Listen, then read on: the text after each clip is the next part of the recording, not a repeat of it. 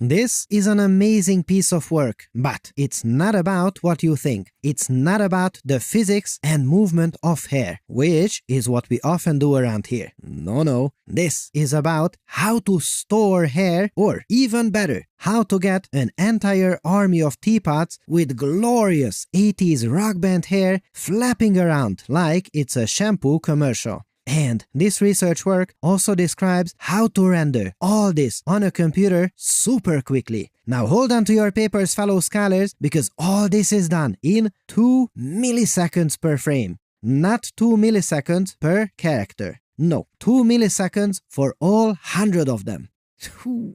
Yes, that is 500 frames per second. Wow! And you can try it yourself too. And the geometry. Now that is where things get even crazier. This only needs about 18 kilobytes per model.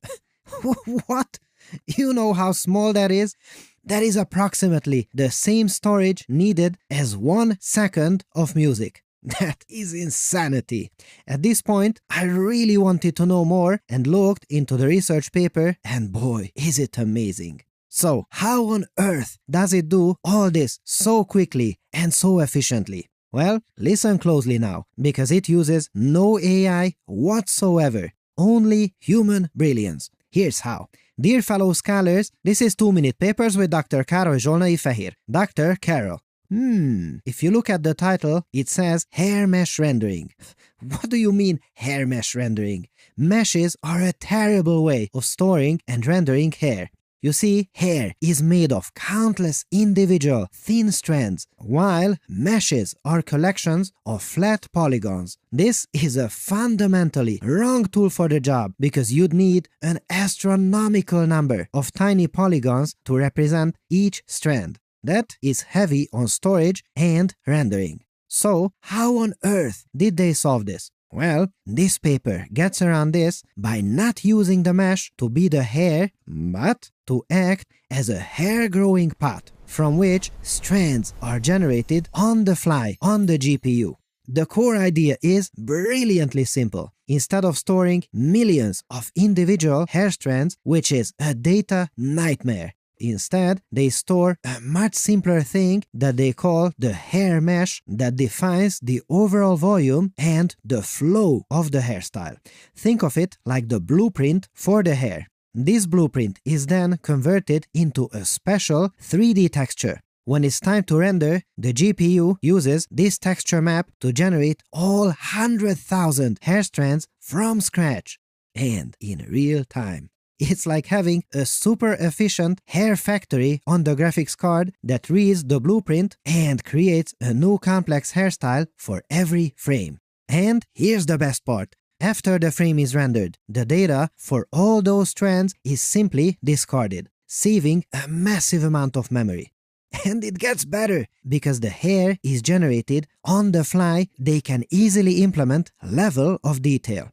As a character moves further away, the system automatically generates fewer, thicker strands, reducing the geometric complexity. And super nice! I think there might be no noticeable drop in quality. The left shows what you would see in the game, and the right shows what is secretly being rendered under the hood.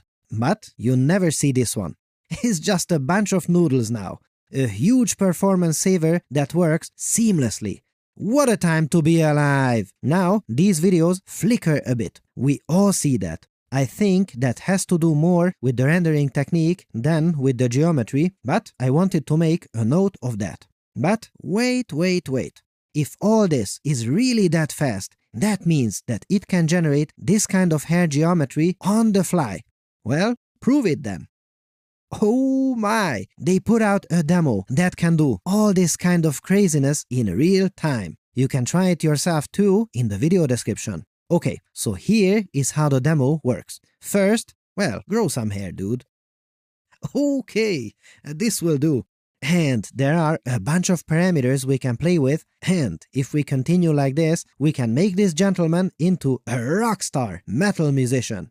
And as he ages out of it, and as we play with the physical parameters, he quickly grows out of it, and he has now entered a bit of a conductor phase.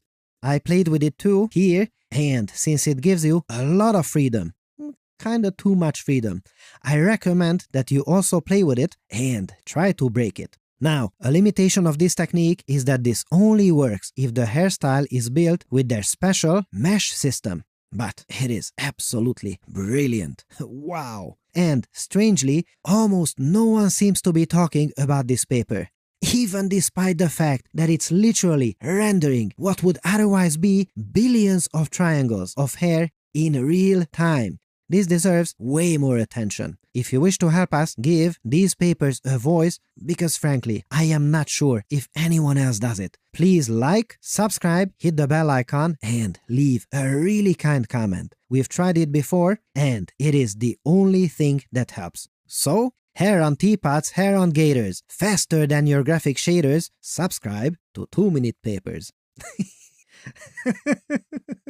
On November 4th and 5th in London, the Weights and Biases Fully Connected Conference returns. Yes! Join top AI engineers for 2 days of agent building and model training. It's a fantastic opportunity for networking and learning. Perfect for AI developers, researchers, and business leaders. Yes, that is you fellow scholars. And here's the best part. You can get tickets at 20% off. Just click the link in the video description and use the code to claim your discount today.